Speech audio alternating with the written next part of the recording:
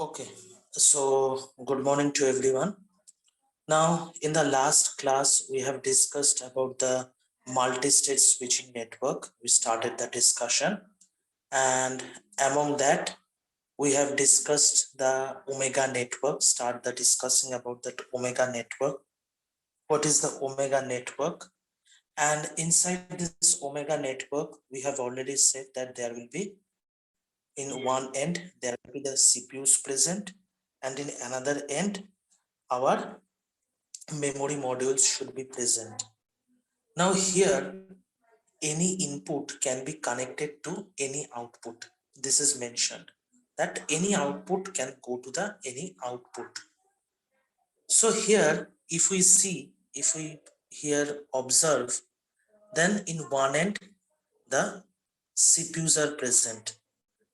Because we are using the multiprocessor system, so multiprocessor system means multiple CPUs should be present, and we have divided the shared memory into the memory modules. Into the memory modules we have shared. So this is the memory modules that is present in the another end, the memory modules.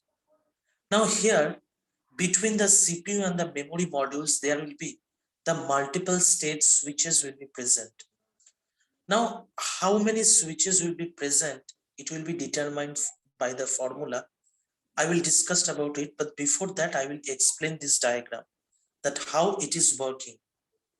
Now here you see between them we are using three stages we are using, and each stage you see we have using the 2 cross 2 switch. 2 cross 2 switch means what? There will be the 2 input and there will be the 2 output. Okay.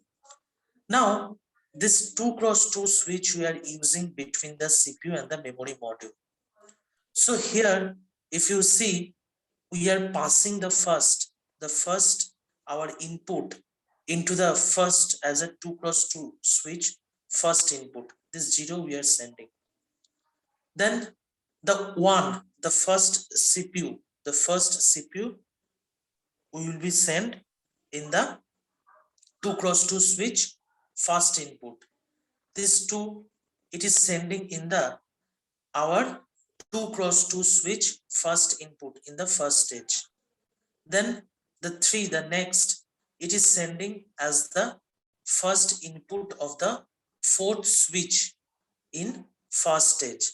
So at first all of these switches we are giving the first input. Then the second input we will give. Now the second input will be what? This is the 4. This will go to the first stage, first switch as the second input. Then 5, this 5 will go here as a second input in this switch. In this particular switch it will go. Then the 6th, this 6th will go as the second input. This 6 will go as the second input into 2 cross 2 switch of this switch. And this we know that's this 7. This 7 will go as a second input of this 2 cross 2 switch. Of this 2 cross 2 switch, it will go as the second input. Now all of this switch we have get our first input and all the inputs we get, and here you have seen the first switch. In this switch 0 and 4 input are go. Then this switch, then second switch, in this second switch the 1 and 5, these two inputs are going. Then in the third switch, in this third switch the second input and the sixth input they are going, and the fourth switch, in this fourth switch the third input and the seventh input they are going. In this first stage switches we have implemented the input here. Now the output will be what? Now here you see the output is what? The output here, the first output, it is like that, it is gone like this first output. But this fourth output will go as the first input of this switch in the second stage. This then the output of this output will go as the first input of the third switch in the second stage. Then the fifth is what? This fifth will go as the first input of the fourth switch in the second stage. Fourth switch of the second stage. So like this, it has gone. Now, in this switch output, the second output, this is going as the second input of this switch. Then the sixth output, this is going as the second input of the second switch in the second stage. This third is going as the second input in the third switch of the second stage, and this 7 will be as it is. It will go as the second input of the fourth switch in the second stage. So here you see the shuffling has been occurred. The shuffling, that means here like that the inputs you have chosen, here it has been shuffled. Then again in the next stage, you see the first input will go as it is. It will go the input of this switch as the first input. Then the second input will go as the first input of the second switch present in the third stage. This fourth input which we have, this will go as the input in the third switch of the third stage. And the sixth output which we got, it will go as the first input in the third stage fourth switch. Then this one will go as the second input of the first switch that is present in the third stage. This 3 will go as the second input of the second switch in the third stage. Then this 5 will go as the our third switch, second input, and this 7 will go as it is. So now here you see, then again a shuffling has been occurred. So we shuffle the inputs here, because here that means any input can go to anywhere. Any input can go as any output. It will be connected like that. So making establishes for connection, it can happen. So after this switch, the final output will get, this is the final output 1 we are getting, this is 2, the final output we are getting, this is 3. From this switch, the final 2 outputs we are getting, 2 and 3. From this switch we are getting 4. From this switch we are also getting 5, another output. Then from this fourth switch that is present in the third stage, from here we getting the 2 output, 6 and 7. Now if we convert it, then it will be 0 0 0 0 0 1. That means the binary form will be look like this. So if you see here that in first stage likewise input has been given, then in the second stage it has been shuffled. The second, in this case, in the second stage it is shuffled again, and in the third stage it is shuffled again, and after that we are getting the final output. So here establishes connection is establishing that using any input is connected to any output. That's like the multi-stage switching network. So multi-stage switching network looks like this, and this figure states this is the 3-stage omega network, or we can say 8 into 8 omega network. Now to find it that how many stages should be present, we'll use a formula here. But before that, one thing, the problem is still there exists. That is, when one CPU is accessing any memory module, that means at particular time, if any CPU is accessing the memory module, then if other CPU wants to access the same memory module, then it have to wait. After the completion of that task of that CPU, then the permission will be given to that other CPU which is waiting to access the memory module, then only it can access the memory module. But if any CPU is accessing at that particular memory memory module, and any other CPU want to access that particular memory module in that meantime, then that other CPU have to wait. Now, the formula through which we will determine that how many stages will be present. Now, let's say if there is n into n omega network, if there is n into n omega network, now that means the number of stages will be log 2 base n. The number of stages we will determine using log 2 base n. Now, as an example, the example which we have taken, in that example, we have 8 into 8 omega network. We are using 8 into 8 omega network. So 8 into 8 omega network means our n value will be 8. So if we replace in place of n 8 log 2 base 8, then we calculate it, we will get the value as a 3. So the number of stages, you see, the number of stages in that example, we are using 3. That's why we are using 3. So if there is n into n omega network, then the number of stages will be log 2 base n. As an example, we are using 8 cross 8. We are using 8 cross 8 omega network. So that's why in this formula, if we put the value of n as the 8, because we are using 8 cross 8 omega network, so if we determine that, then we will get that log 2 base 8. So if we calculate it, we will get the value as a 3. So that means now you see that that's the reason we are using our number of stages as the 3. Now, to determine how many switch will be present in each stage, how many switch will be present will be determined by the formula n by 2, n by 2. Now, in this example, we have our n value as 8 because we are using 8 cross 8 omega network. So if we replace our n as 8 here, so 8 divided by 2, we will get the result as 4.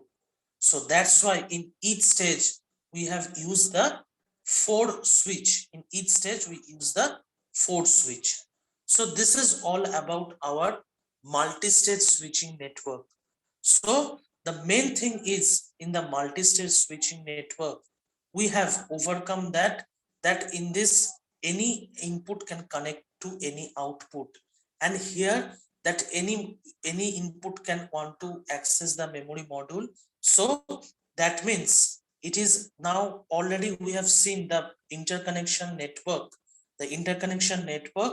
in our multiprocessor using the bus oriented system, then our multi-port memory management, interconnection network, then the crossbar connection. All of these are single switching network. But here, when our multiprocessor system will be large, in that case, the single switch network doesn't work efficiently.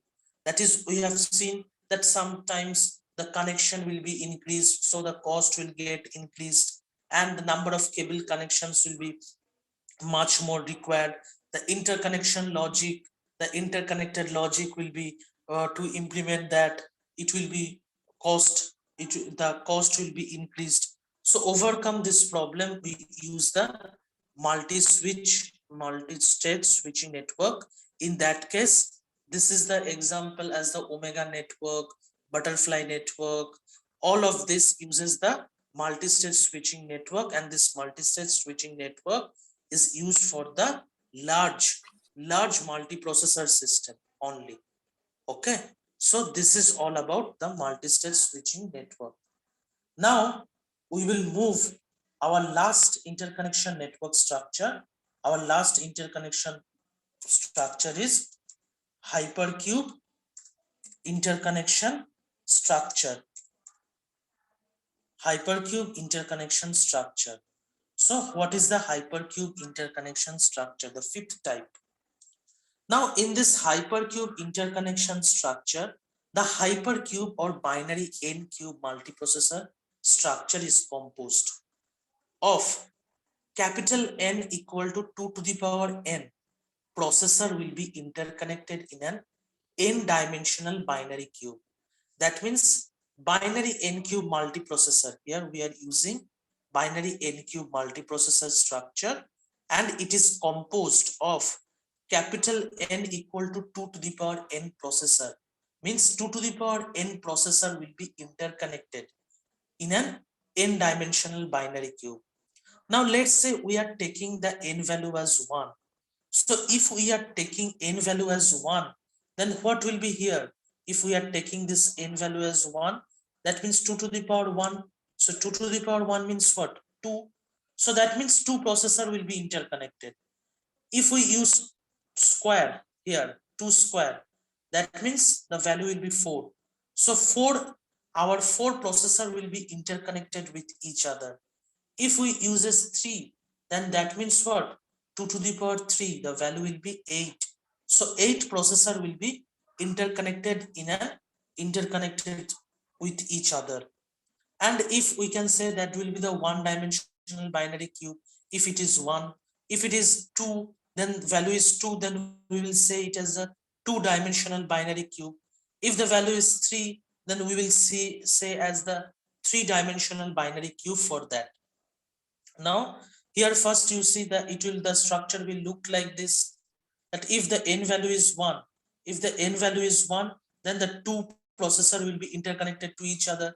Then if the n value is 2, if our n value is 2, then that means 4 processor will be interconnected with each other. You see, now if you see that using the two inputs, how many combination we can make? We can make 4 combination. So we will name this 4 combination as the processor. That means using 2 input, how many combination we can make? 4 combination. 0 0 0 1 1 0 and 1 1. This 4 combination can be made. So that means we will name this processor like this: 0 0, then 0 1 1 0 1 1. So all of this will be interconnected with each other because we are using the 2 cube, because two-dimensional binary cube we are using. That means 2 square. So 4 processor will be interconnected with each other. And 4 processor, which processor it will be? We will make it as using our combination by using it 2 input. How many combination we can make? So we will be able to make 4 combination. So we will give that here, that like this: 0 0 0 1 1 0 1 1. Now if we replace it as 3, if we replace the n value as 3, that means how many processor will be there? 8 processor will be there, and this 8 processor will be interconnected to each other, and 8 processor will be there. So how many combination using this 8, how many combination can we make using the 3 input? We know that using the 3 input we can maximally make our total 8 combination. So 8 combination, you see: 0 0 0 0 0 1 0 1 0 0 1 1 1 0 0 1 0 1 1 1 0, then 1 1 1. So we have make it as the three-dimensional cube. This will be the three-dimensional cube. So it will look like that. That means this 8 processor are connected to each other. This 8 processor will be connected to each other. Now, if you observe that each processor address differs from that each of its neighbors. That means each processor differs from each neighbors by exactly 1 bit position. Means 1 bit position, it is different from its neighbor. Because now if we look at this combination, let's say we are taking this combination, this total 8 processor which are interconnected with each other. Now the processor address, if we see the processor address, what are present? 0 0 0. This is the first address here. Then the next address is 0 0 1. So 0 0 1. That means if we see 1 bit one bit is differing. These two bits are same. Only one bit is differed from its neighbors. Now 0, 0, 0. Its neighbor is what? If we see in this diagram, its neighbor is what? 0, 0, 0's neighbor is 0, 0, 1, 0, 1, 0 and 1, 0, 0. This is what its neighbor is like that. That is, we can say, adjacent to this point, adjacent to this. What are the adjacent? 0, 0, 1, 0, 0, 1, 0, 1, 0, then 1, 0, 0. They are adjacent. So if we look it, then we will see that it is differing from one to another by only one bit position. That means you see 0, 0, 0. The next it's 0, 0, 1. 0, 0, 1. That means this bit is differed only. Then 0, 1, 0. Then 0, 1, 0. So second bit is differing. And if we see 1, 0, 0, this is the third. So 1, 0, 0, that means here the first bit is differing. So if we look at it, then we will clearly observe that only one bit is exactly differing from its neighbor. You see, only one bit is differing here. So it is said that each processor, we will say that each processor address differs from that each of its neighbor by exactly one bit position. And each processor in Hypercube has direct physical link to log2 base n, other nodes in an n node system. We will say that each processor in the Hypercube, each processor has direct physical connection. That means this processor will directly physically connected to log2 base n other nodes in an n node system. Now, as an example, if we take this 3 processor, we say 2 to the power 3, that means 8 processor interconnection structure. That means what will be the n value? If the n value will be, our total capital N value will be what? Our formula is capital N equal to 2 to the power n. This is the formula. So in n, we are taking what? The value we are taking 3. So if we are taking the value 3, then our total capital N value will be 8. So if our value total is 8, then our each node has direct link to the log, we say log 2 base n. We will say log 2 base n. So that means our n value will be what? Our n value here, it will be log 2 base 8. So that means how many?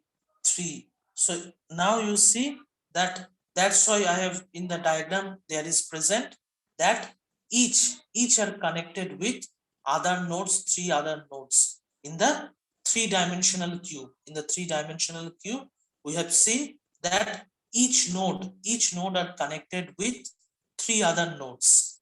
Each node, if you see the diagram, if you see, then it will be, you will see it that each node is what? Each node is connected with 3 other nodes. Like if we see here in this 0, 0, 0, it is connected with 0, 0, 0, 1, 1, 0, 0 and 0, 1, 0. Correctly with connected with this 3 nodes, physical link. Then 1, 0, 0, this is what? This will be connected with that, then 0, 0, 0 and 1, 0, 1. So physically we say they are connected with here with other 3 nodes. Same as that for this case also. If we look, then it is connected with this is connected with this, and this is connected with this. So here also, that means each node in this hypercube, if we see that each node are interconnected with other 3 nodes. Now how we will determine that?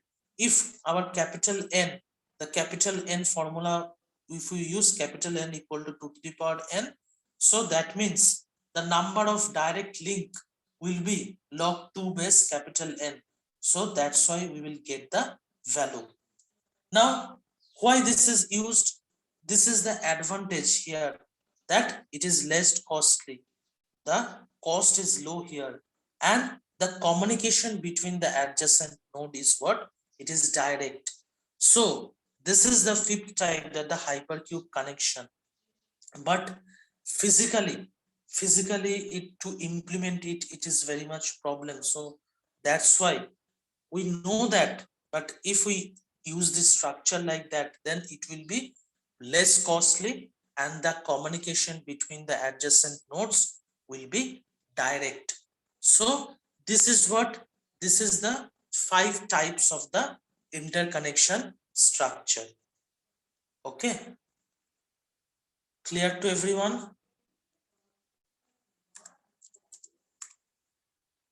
It is clear? Yes, sir. Yes, sir. Yes, sir. Okay. So this is all about our interconnected network in the multiprocessor system. Now today we will start another topic, that is the VLIW architecture, or we say that the processor, VLIW processor. Now VLIW stands for very long instruction word. The short form of that is the VLIW. Now VLIW refers to a processor architecture. This refers to the processor architecture to take advantage of instruction level parallelism. Now the instruction level parallelism, what in the previous class we have discussed the parallelism concept. So the parallelism concept is what? That means if we have a big program, this program is big, and we will do what? Let's say we have a CPU, there will be the multiple CPUs present because we are using multiprocessor structure. Let's say we have 4 CPUs present in our system, and then we will do what? We will divide this program. We will divide this program in 4 parts, and each part will be given to each CPUs for implementation.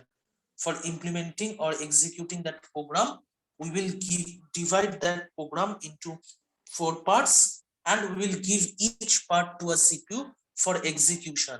So that's what we will achieve in less time. We will achieve that in less time our program will be executed.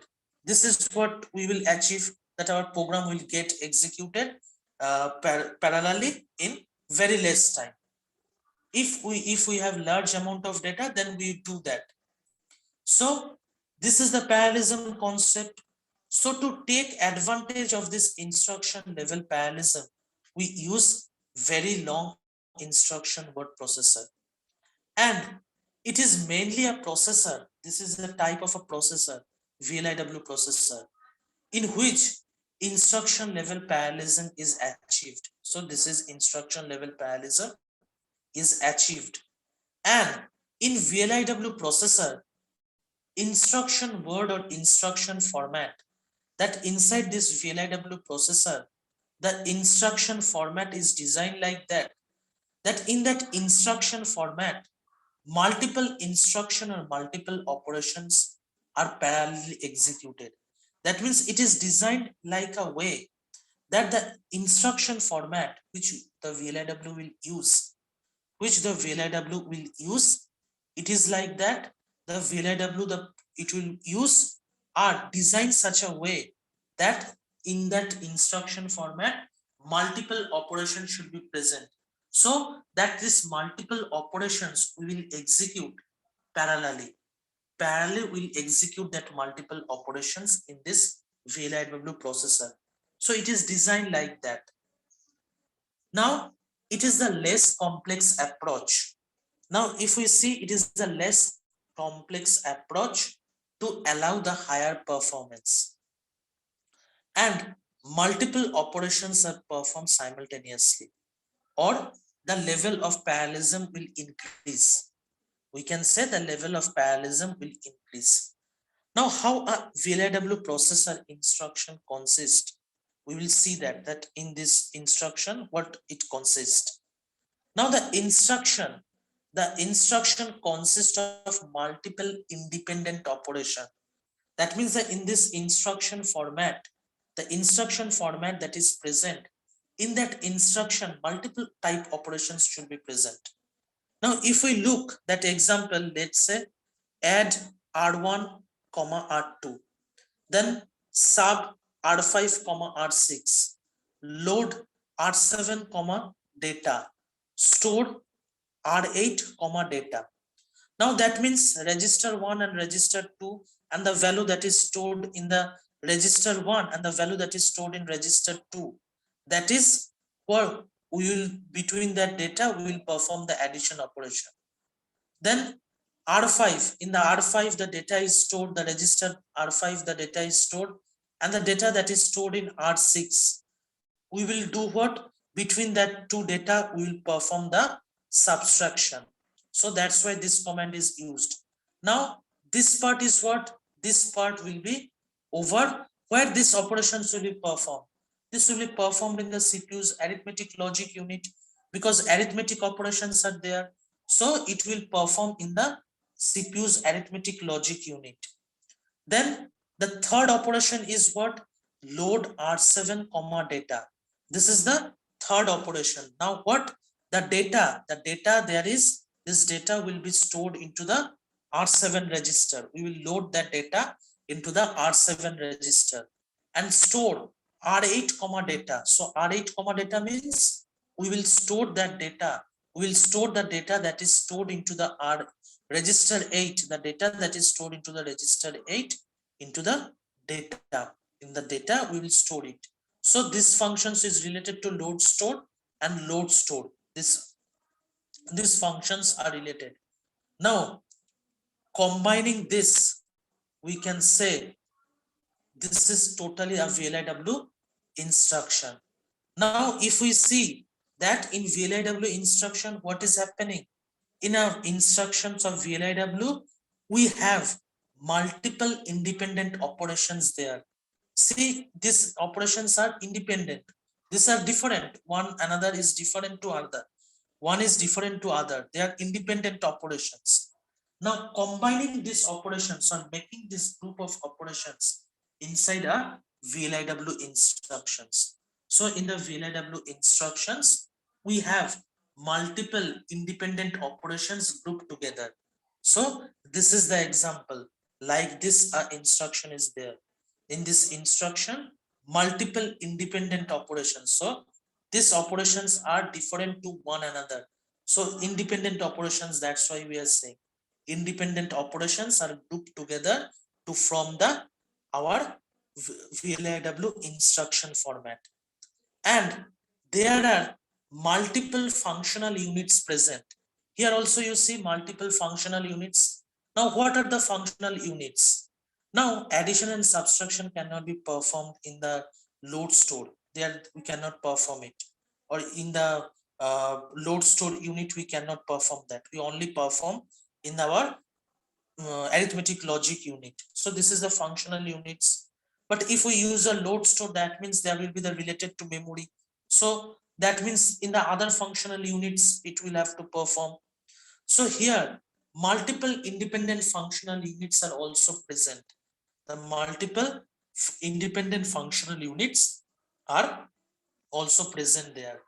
And each operations in the instruction is assigned to the different functional unit assigned by the CPU. Now, all functional units, the functional units that are present, share the common large register file. So like this, the diagram will look like this, that you see the register file is present. And this register file will be shared by all the functional units. Now load store unit, this is a load store unit. This is what for addition unit. This is the integer, or we say integer ALU branch unit. So like this, the functional units are present. And all of these functional units of the CPU will share a same common register file. Will share a same common register file. So a VLIW processor will look like this, that a register file will be there and it will be shared by all the functional units. And this is what a typical VLIW instruction format looks like, that you see all the operations we will perform here. in the these operations are grouped together, and this grouping together they are making our this we are making the total group. The total group of operations are combined to make the in VLIW instruction.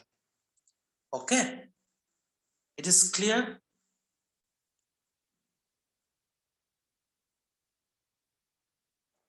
It is clear to everyone. Yes, sir. Yes, Yes. Okay. Yes.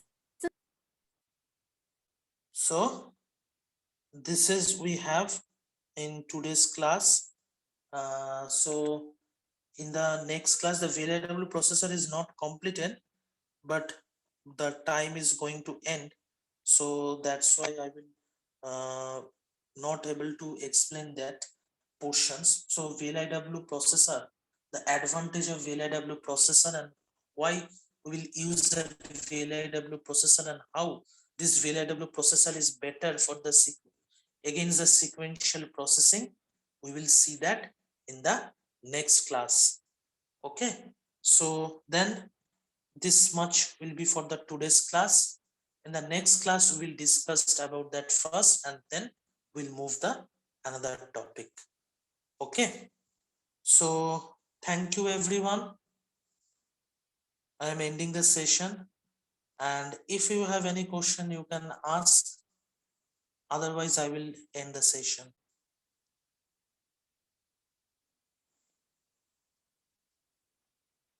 Anyone has any query?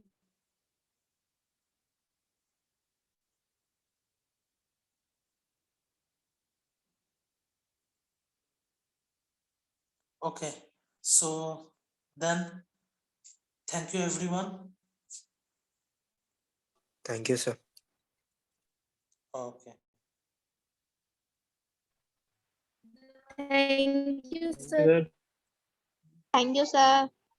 Okay, thank you.